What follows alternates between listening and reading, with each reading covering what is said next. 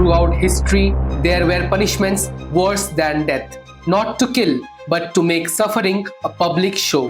Welcome to SomeFormation. Our today's topic is worst punishments of history. Impalement, perfected as an instrument of terror by Vlad III Dracula in 15th century Wallachia, transformed a simple execution as a large-scale psychological warfare.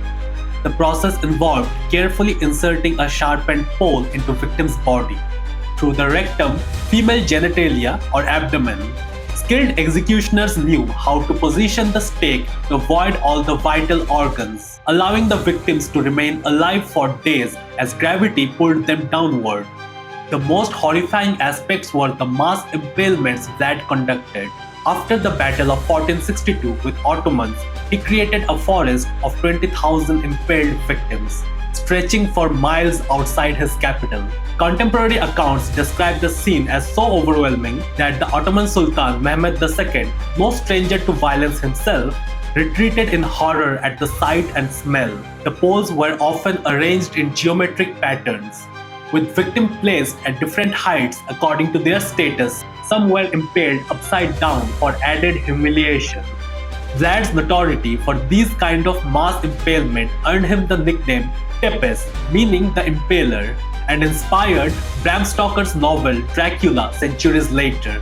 Modern forensic analysis suggests victims can remain conscious up to 48 hours during impalement, while they were displayed publicly as a warning to others.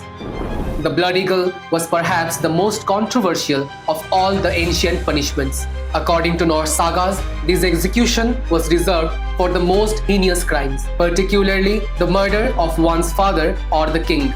The process allegedly started with the victim being face down, while the executioner carved an eagle-winged shaped outline into their back with a sharp knife.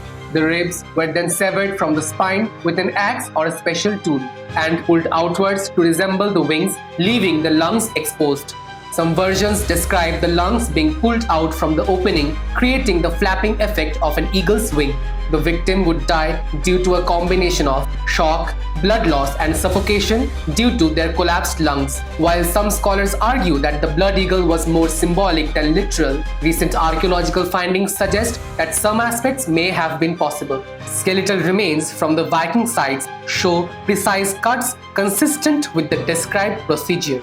The symbolic importance was profound. In Norse mythology, the eagle was associated with Odin, and the ritual may have represented the offering of the victims to the gods. What makes the blood eagle particularly chilling is its combination of surgical precision with ritualistic symbolism, transforming execution into a sacred act of vengeance. Scaphism, originating in ancient Persia, the process began with the victim being stripped naked and placed between a hollowed-out trunk of a tree or sandwiched between two small boards, leaving only the head, hands, and the feet exposed. Executioners would then force-feed the prisoner a mixture of milk and honey until they developed severe diarrhea, while simultaneously smearing the same mixture over their exposed genitals and face to attract insects. The condemned would be left floating on a stagnant pond or marsh, while mosquito, flies, and other insects will attack the body. As the days passed, the victim's own excrement would accumulate in the enclosure, creating a perfect breeding ground for maggots and parasites that will start eating the prisoner from inside out. Historical accounts from Plutarch describe victims enduring this torment for up to 17 days, before finally succumbing to a combination of dehydration, septic shock, and systemic infection. The psychological torture was as severe as the physical one. Fully conscious through the ordeal, the prisoners could feel and see their body being consumed, while utterly helpless to do anything about it. The punishment was reserved for worst criminals and traitors, its reputation alone serving as a powerful deterrent throughout the Persian Empire.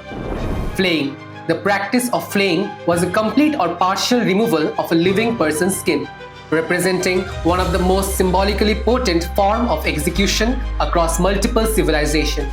In ancient Assyria, flaying was both a punishment and a propaganda.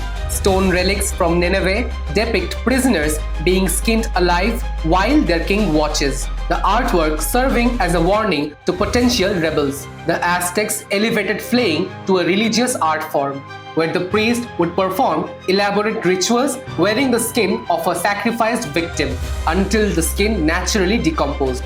Medieval Europe adopted flaying for particularly egregious crimes, with executioners developing specialized tools to remove skin in large continuous sheets.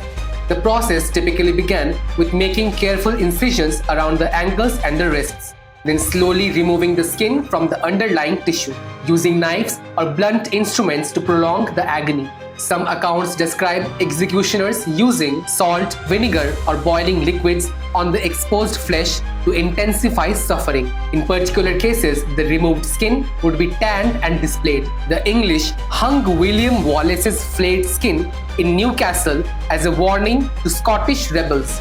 The medical reality of flaying is that the victims could remain conscious while the process continues, eventually dying from shock, blood loss, or infections. Beyond physical horror, flaying carried deep psychological impact by literally stripping away a person's outer identity. If you enjoyed this video, please like, leave a comment and share it with your friends. And don't forget to subscribe to this channel. We will meet you soon with a brand new video.